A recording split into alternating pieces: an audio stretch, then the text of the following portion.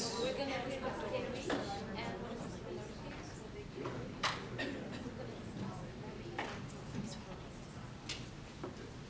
My name is Nathan Peters. I will be acting as the host for the activities today.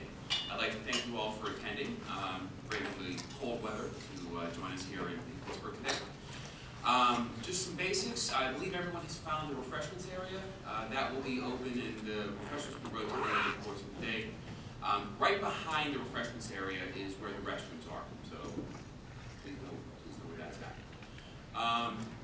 Our first presenter this morning is going to be the president of ChemADVISOR, Andy Dsida, and he'll be talking about ChemADVISOR in 2014. Andy?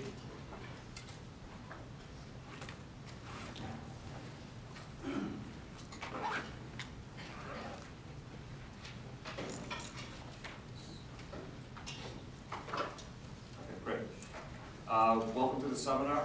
As Nathan said, for those of you that don't know me, my name is Andy Dsida. I'm the president of ChemADVISOR. And I'm going to start off this morning with a presentation entitled ChemADVISOR in 2014, which means it's going to be kind of a high-level look at a few initiatives that we started recently, a few things that are going to be beginning in 2014. As you can see from the slides, kind of going over sort of the way we approach doing business at ChemADVISOR, what our challenges are, what our commitments to customers, to the people in this room are, and then a few things that we're doing, again, at kind of a high level to address those challenges and that commitment. How we increase our knowledge base, how we upgrade our products and services. And I'm going to end with a slide on kind of a request to everybody here on providing feedback back to us so that we can do a better job of meeting those commitments.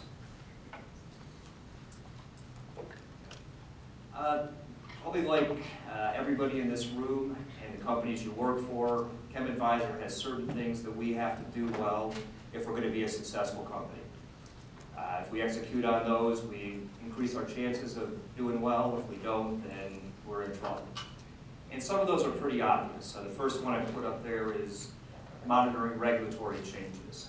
And I think for anybody that's familiar with ChemADVISOR, that shouldn't be a surprise, whether you're attending a training class or you're receiving a safety data sheet from us or you're a subscriber to the Lolly database.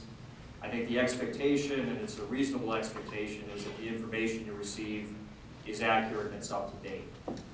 So a big part of what our company does is following government or jurisdiction publications, the Federal Registers, the Canadian Gazettes, things like that, monitoring those changes and updating our material as appropriate.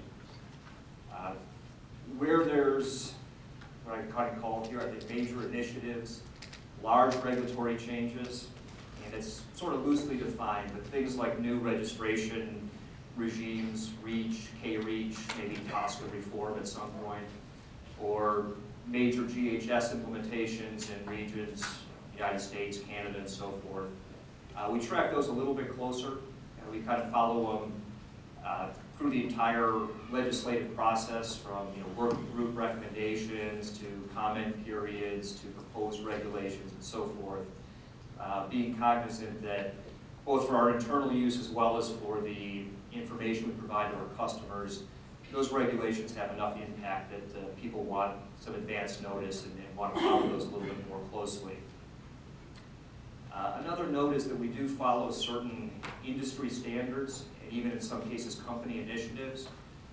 These can be things that originate from ANSI or ISO or SOCMA or CEFIC, and in some cases, like I said, even company sustainability initiatives where they may want to verify that all suppliers have products that are registered in certain regions or are green compliant or don't contain carcinogens, things like that.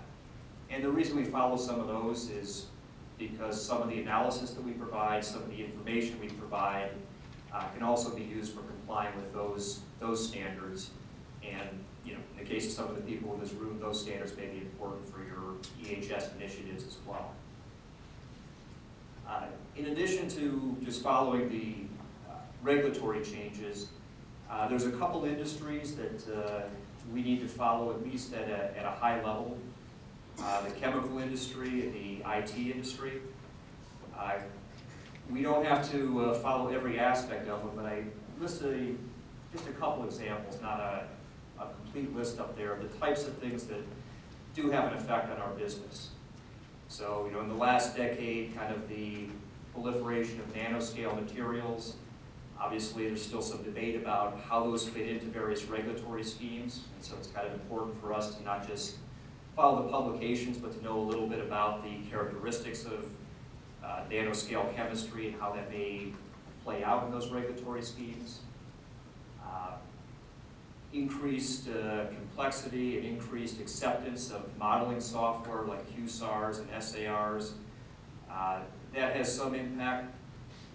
One, because we may actually use some of that modeling software in our analysis, and then also as we give advice to customers where maybe they have data gaps and need to do testing. In a lot of cases, particularly if there's animal testing involved, there may be ethical or financial reasons for preferring to use those types of modeling software. In the case of the IT industry, that's obviously a very dynamic industry.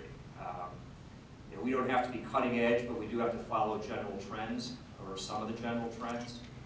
So things like, I'll give some kind of general terms up there, but data distribution technologies, whether you're talking about use of thin clients and cloud software, or if you're talking about encryption technologies, or you're talking about the acceptance of web services and things like that. As that technology advances, it gives us the opportunity to provide upgrades and better functionality to some of our products and our software. Data mining and search capabilities. That would be an example, I think, for most people in this room, for myself certainly, where you become accustomed to certain technology because of personal computer use.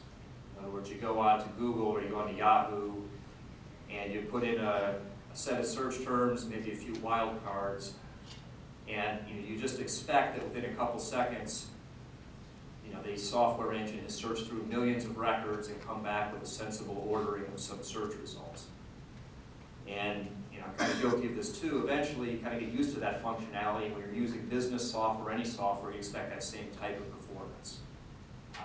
And so as that expectation goes up, eventually the expectation is, hey, the ChemADVISOR software searching through safety data sheets or searching through regulatory data, I want to see the same thing. So we have to be aware that that expectation is there, and then also, just like I mentioned for data distribution, that gives us the ability to improve our software as that technology becomes more available. Another example would be the use of mobile devices.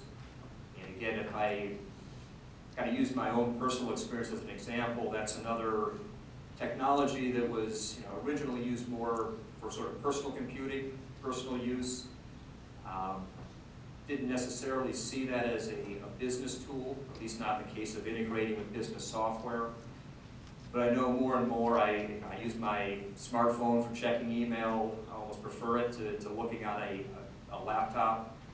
I browse business sites and business applications, and I'm one of those people that has a certain expectation. I get disappointed if it doesn't work well with a Safari browser, with a Chrome browser, and you can kind of expect the same thing, that eventually people are going to like that technology, like the functionality, and say, okay, why can't ChemADVISOR software also use that same type of functionality?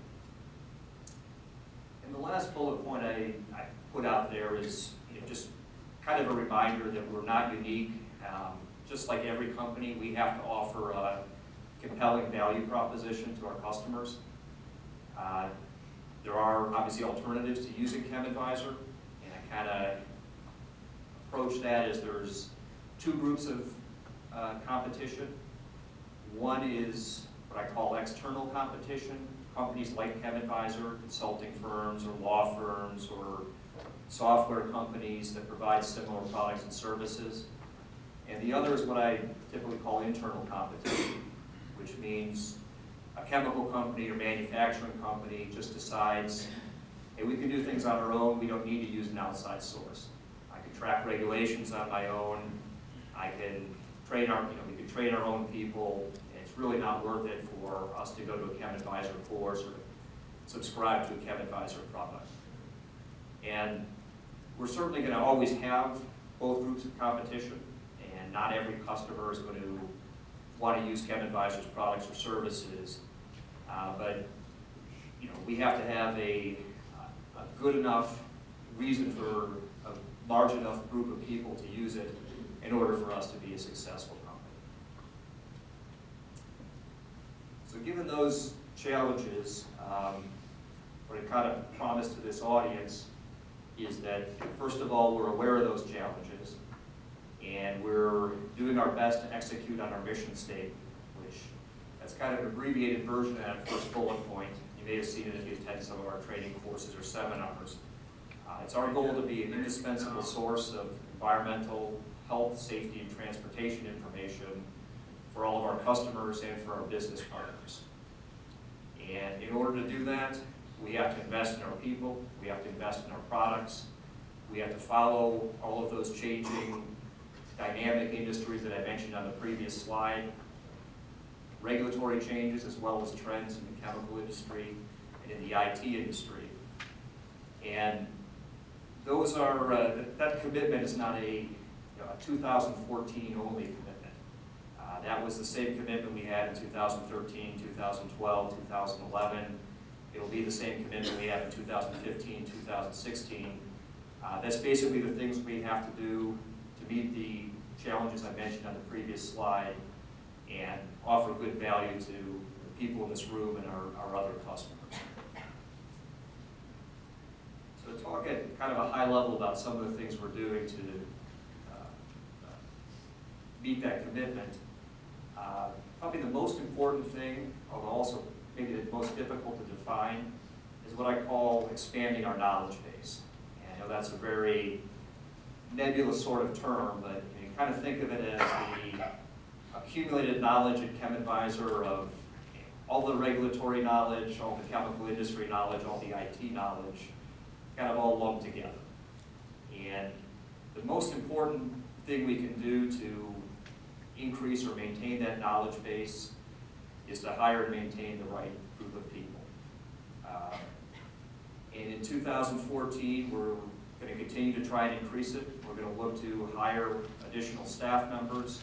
Those are both junior level people that we train up to a certain point, as well as senior level people who come in with experience and hopefully in some cases maybe unique experience that we don't currently have at ChemADVISOR. And we're looking to do that in really kind of across the board. We're looking for regulatory experts, IT developers, sales and marketing people, and so forth. An important aspect in our business of increasing our knowledge base is to make sure we have good international coverage, particularly in the regulatory areas. And that's a challenge that we can meet in two basic ways.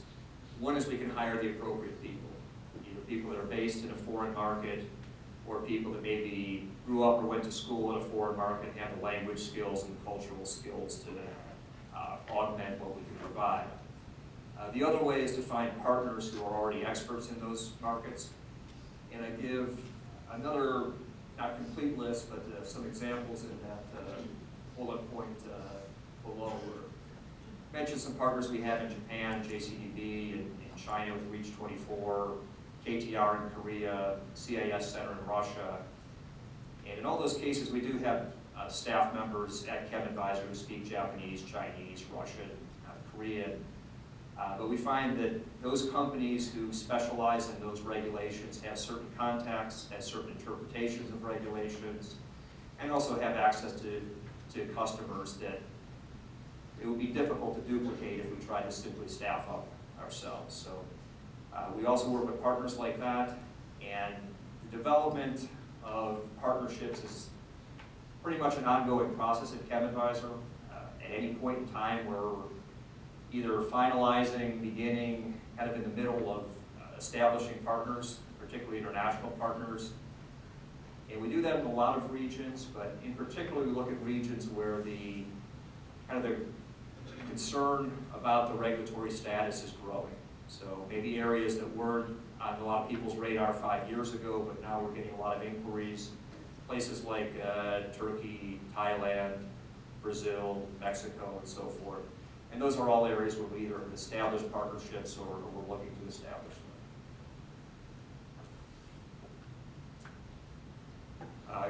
For a small company, I think ChemADVISOR has a pretty broad set of products that we sell. And we are almost always in the process of at least upgrading the existing product line, and in some cases of adding to that portfolio.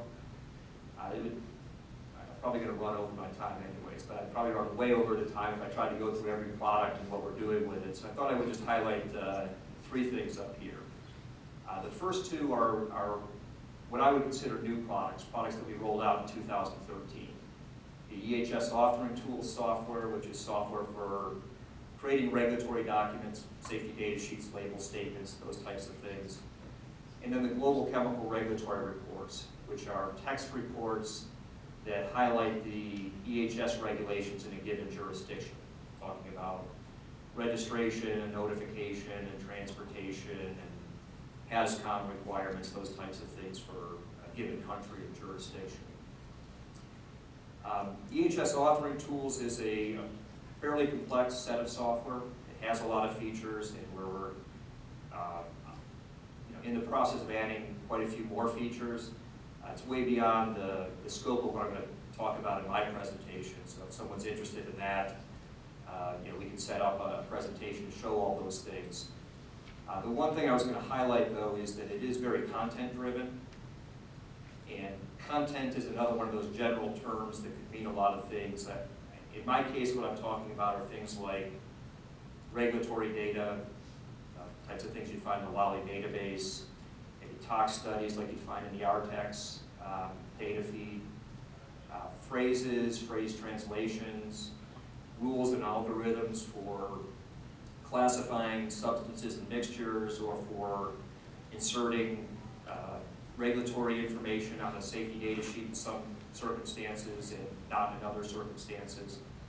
So all that content is typically differentiated, or it's used in different ways depending on what set of legislation you're trying to comply with. If you're trying to make a label statement versus a safety data sheet, or you're trying to make a safety data sheet for China versus Brazil versus the EU. And the thought with ChemADVISOR is that we're going to have a basic set of content that we provide, we update, we maintain. But we also have the flexibility of having customized content. And those would be things like specific statements that a company wants to put on a label statement or a safety data sheet for whatever reason, for marketing or legal reasons. It could be feeds into data sources that are maybe not public data sources. Maybe it's an internal system where you've done some testing and you want to add that information. Maybe there's rules where you want to use your own information, have that as a higher priority than publicly available information, that type of customized content. And the idea is that that's basically seamless. So you can use the content we maintain, customized content, basically interchangeably. Another point I wanted to make for that pertains to the EHS authoring tool software is, this is software that can be purchased by customers and installed on your premises and used to create your own documents. It's also the software that we're going to be using internally to create our documents. And we'll be in the process of, we're actually into the process of migrating our customer databases from our old software to that new software. If you're an existing consulting services customer, we provide safety data sheets for you. If you haven't been contacted by someone, either your primary authoring contact or someone in the sales and marketing group, you probably will be in the next 12 months or so about a migration path. And I think the good news is with this new software, we really have an opportunity to do things like upgrading templates and I think kind of improving the final product, both from the standpoint of how easy it is to produce the documents, as well as how close it fits to the latest set of standards. I won't say too much about the GCRR, except to point out that as a new product, we're still determining the complete scope of the countries and regions we're covering. think we're somewhere in the low 40s for the number of countries and jurisdictions where we provide semi-annual updates and send those out to customers who subscribe. If we do find out that there's other jurisdictions that a lot of people are interested in, we can add that to the set that we regularly maintain. If you have an interest in a country that's not in that set and maybe is something that's of interest to your company but wouldn't be necessarily to a larger audience, we can also do a one-off report. So that's also a possibility with that. In addition to coming up with those new products, as I said, we do try and add functionality to our existing product line. So the Lolly database, which is our oldest product, kind of our flagship product, we have a new set of tools for updating that information into the SAP EHS software. And it's another case where if you haven't been contacted by someone at ChemADVISOR about a migration path to that new infrastructure, you probably will be in the next few months. We continue to add functionality for toggling between English language information and source language information, in the case where the source language was different than English. So when I say information, I'm talking about things like list names, chemical names, pieces of regulatory data. And we're just beginning the process of developing a mobile application to at least view basic Lolly data. And that really ties into what I mentioned in a few slides ago. We recognize that if we developed that 3 years ago, probably no one would be interested. We're starting to get some interest, and probably if we move forward 3 or 4 years from now, if we don't have something like that, people are going to say, why don't you have a mobile app for Lolly?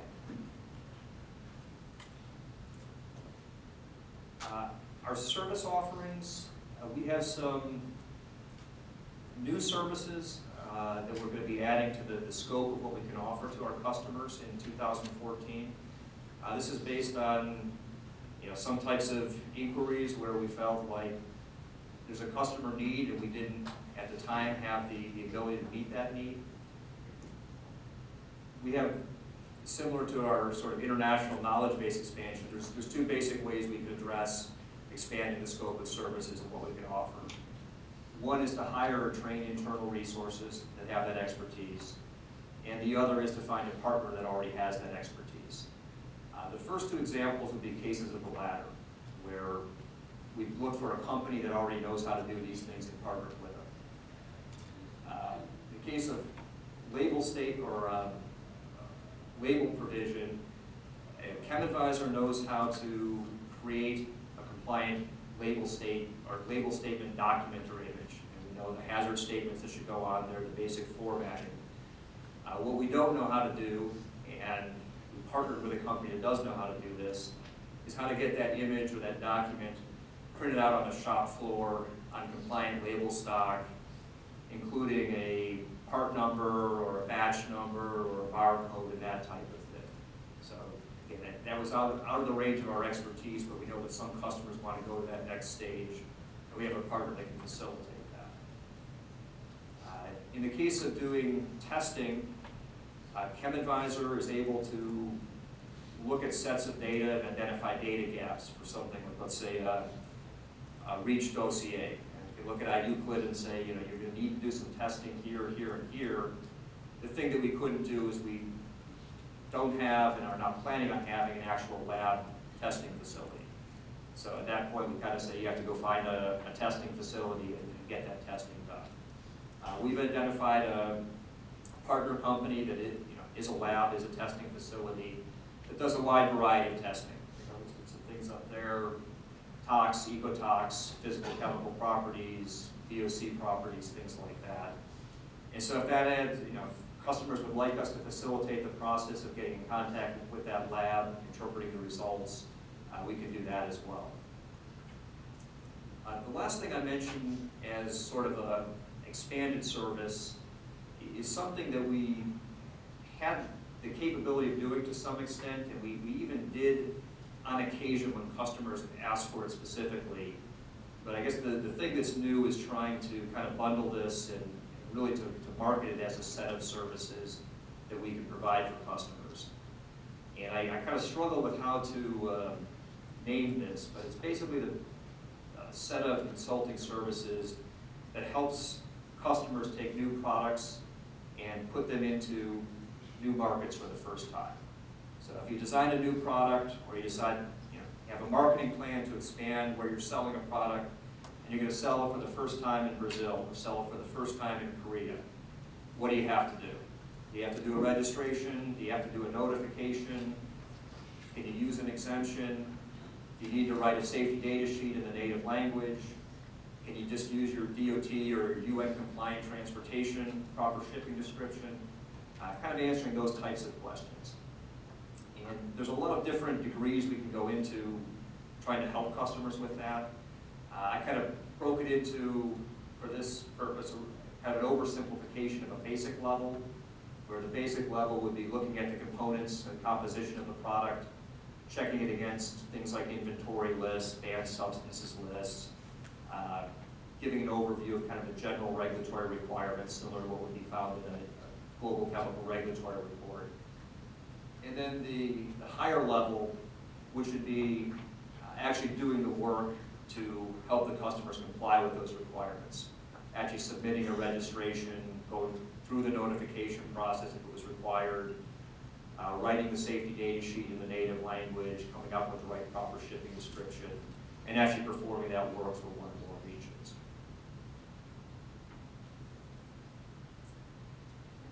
As I said, I'm kind of wrapping up my presentation with a comment about providing feedback.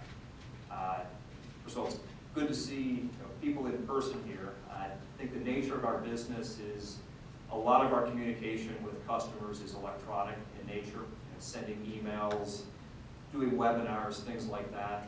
And there's a lot of advantages to that. One of the disadvantages is it's not as good at facilitating, I guess, interaction and feedback that goes both ways. And so we're kind of making the statement that we appreciate the feedback, whether it's a positive or negative critique, but in particular if there's other things you'd like us to be doing that we're not currently doing. Because if you go back to everything I've talked about, we see a challenge and we have a commitment and we try and do certain things to meet that challenge and commitment. That basic motivation for the company stays the same, but the individual things we do can change. And it's another case where I gave kind of an incomplete list, but those are real examples of things that we saw multiple customers ask about multiple times in the last couple of years or so. And we made a conscious effort to either redesign our software, or to hire staff members, or come up with partners to address those types of things. So if there's certain sets of legislation that customers would like us to cover in more detail, those can be things that are specific to certain types of products like VOCs, or it can be certain regions like Turkish regulatory requirements or Thai regulatory requirements. If there's certain types of software modifications, whether it's making the Lolly database integrate with a third-party software, or developing a mobile device or cloud-based software, we may not be able to address that at the time it's asked, but we are cognizant of the types of requests we're getting from customers, and we try to work that into our strategic plans for the future. So with that, I'll wrap up. Hope to get your input even at this seminar. And the final thing I'll say is that we appreciate your business and look forward to working with you in the future. Thank you.